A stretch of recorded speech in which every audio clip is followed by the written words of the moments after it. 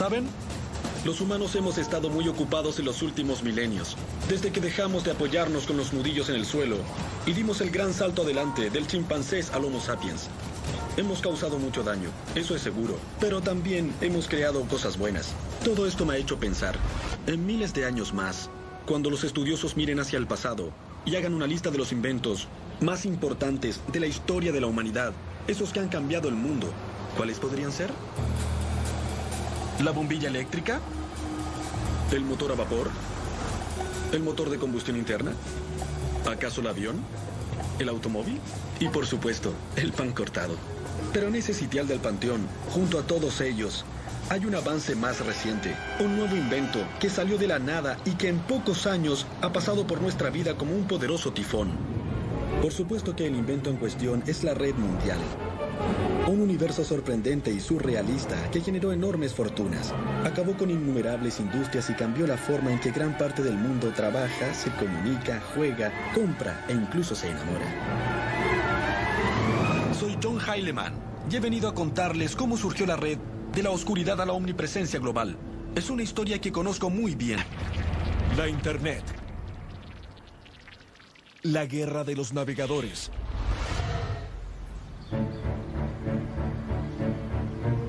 Hoy estamos acostumbrados a la red con diseños gráficos y sonidos, donde un clic del ratón puede enviarnos por un nuevo camino.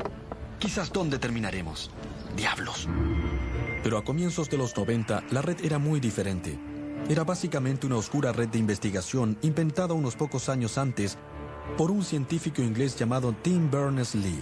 Había muy pocas páginas web y las que existían consistían solo de línea tras línea de texto.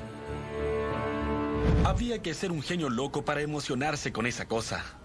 Pero uno de esos sabiondos, un visionario estudiante de ciencia de la computación de la Universidad de Illinois, llamado Mark Andreessen, tuvo una idea loca. Se imaginó un futuro que todos, incluyendo gente como usted y yo, pudiéramos usar la red como parte de la vida diaria. Andreessen trabajaba en algo diferente, en un cubículo cerca del mío.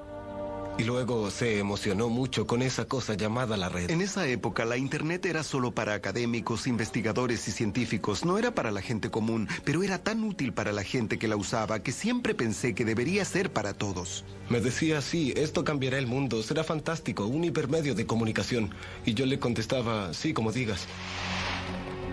Tal vez Andreessen era el más emocionado, pero pronto él y unos colegas de programación estaban trabajando para hacer que la red fuera más fácil de usar y agregaron imágenes, fotografías y capacidad de audio y video. El fruto de sus esfuerzos fue esto: un sencillo software de apuntamiento y clic, el primer navegador gráfico del mundo. Hoy cada vez que usan la Internet, usan a uno de sus descendientes. En el otoño de 1993, los sabiondos de Illinois establecieron Mosaic Online y lo declararon un regalo gratuito para la humanidad. ¿Y qué regalo resultó ser? Cuando pusimos el anuncio en nuestro sitio, en esa época era Usenet, solo dijimos, ¿alguien se interesa en ser parte de algo notable?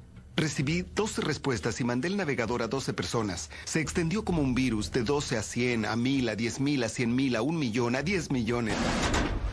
Parecía obvio que el navegador de la red cambiaría el mundo. Tal vez Jim Clark captara el concepto, pero la mayoría no lo hizo, incluyendo también una persona que debió notarlo: Bill Gates. Bill Gates era cofundador y presidente ejecutivo de Microsoft, la compañía de alta tecnología más importante y más rentable. En el curso de 2 décadas, Microsoft estableció un cuasi monopolio sobre los sistemas operativos y usó ese monopolio para controlar con mano de hierro toda la industria. El sistema en línea de Gates se llamaba Microsoft Network. ¡Qué sorpresa! En 1994 mucha gente supuso que tendría éxito en imponerlo al mundo, como generalmente lo hacía. Era la supercarretera de la información que los futuristas habían predicho durante años, que aunque Gates aún no se había percatado, su peor pesadilla estaba por hacerse realidad. Un grupo de chicos jóvenes y ambiciosos, tal como él lo fue alguna vez, estaban por amenazar todo lo que él representaba y todo lo que Microsoft había conseguido. Gates y el ejército que había reunido en la sede de Microsoft, en las afueras de Seattle, trabajaron muchísimo y eran muy rudos con sus rivales. La compañía subía y dejaba una estela de cadáveres a su paso. Competidores como Lotus, WordPerfect, Borland o Novell, incluso la poderosa IBM, cayó de rodillas. Microsoft era el lugar donde había que estar, un lugar en que no importaba ser guapo o atlético, Un lugar en que la inteligencia, medida en la capacidad para diseñar códigos, era lo único que contaba. O sea, el nirvana de los sabiondos. La conducta de Microsoft era definitivamente extrema, pero era menos por arrogancia que por miedo e inseguridad. Gates sabía que en cualquier momento podía surgir un pequeño principiante en un garaje y derribar a Microsoft, tal como ellos lo habían hecho con otros. Junto con su leal lugarteniente Steve Ballmer, estaba decidido a no dejar que ocurriera. Con los subalternos de Microsoft hechizados, miles de millones de dólares en su cuenta y el lanzamiento de Windows 95 en el horizonte, el Bill Gates de 1993 era casi el emperador de la alta tecnología. Pero menos de 2 años después, Gates se vio obligado a dar el mayor giro total de la historia empresarial, porque Clark Andreessen y su equipo estaban por irrumpir y poner un gigantesco escollo en su camino. Bajo la mirada vigilante de Clark, la gente de Netscape se dedicó a la causa de extender el alcance de la red, todavía incipiente, con la esperanza de enriquecerse en el camino. El plan era simple. En Illinois, la banda había creado el primer navegador gráfico de la red Mosaic. Ahora debían trabajar como locos para hacer un nuevo navegador basado en ese y convertir la Internet en el futuro del comercio y la comunicación. Creo que el objetivo, tal como me lo dijeron a mí y al resto del grupo, era conquistar el mundo lo más rápido posible. Nada excepcional, nada demasiado grandioso, solo había que hacer un software tan atractivo y tan fantástico que habría que ser un necio para no desearlo. Todos en Netscape sabían que el tiempo era esencial. Día a día la red se hacía cada vez más popular. El temor era que otra compañía viera su potencial y lanzara un navegador antes de que Netscape pudiera hacerlo. En Seattle, aunque Bill Gates todavía tenía dudas acerca de la red, algunas personas de Microsoft eran conscientes de la existencia de Netscape. El 13 de octubre de 1994, después de meses de codificación sin parar, Navigator, el nuevo navegador de la red de Netscape, por fin llegó al público. Desde ese momento el conflicto era inevitable, con Netscape simbolizando a David y Microsoft al poderoso Goliath. Uno pensaría de que David no tenía mucha oportunidad en esa pelea, pero desde que Netscape lanzó Navigator, este fue un éxito instantáneo y arrollador. Pronto la red se extendía por todo el planeta como un incendio. La edad de la Internet había comenzado y no tenía nada que ver con Microsoft. En 1993, la Internet era desconocida, con excepción de un pequeño círculo de piratas informáticos y científicos. Pero en el 95, la situación cambió totalmente.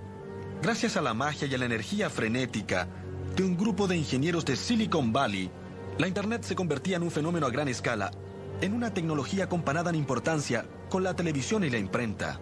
A la cabeza estaba Netscape. Su navegador se convertía en la puerta de la red para millones de personas. La compañía tenía un presidente ejecutivo respetable y los ingresos aumentaban.